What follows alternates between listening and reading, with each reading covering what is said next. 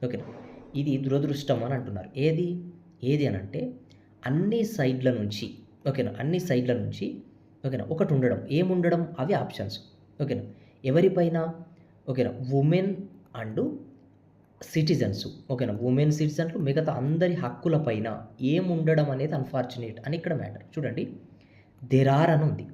There are అన్న తర్వాత plural verb వచ్చిన తర్వాత డెఫినిట్‌గా ఏం రావాలి ఇక్కడ? ప్లూరల్ ఫామే రావాలి. ఓకేనా. ఇప్పుడు చూడండి. దేర్ ఈజ్ ఎ పర్సన్ అని అంటాం. There is a person. A person అనేది సింగులర్. ఈజ్ వచ్చింది. కానీ ఇప్పుడు దేర్ ఆర్ అన్నామనుకోండి పర్సన్స్. ఓకేనా. పర్సన్స్ కాబట్టి ఇక్కడ ఆర్ వచ్చింది. ఇదే విధంగా దేర్ ఆర్ డెఫినెట్‌గా ప్లూరల్ ఫామే రావాలి. ప్రెషర్ అనేది సింగులర్ కాబట్టి ఆన్సర్ కాదు. కాన్‌స్ట్రైన్ అనేది కూడా సింగులర్ ఆన్సర్ కాదు.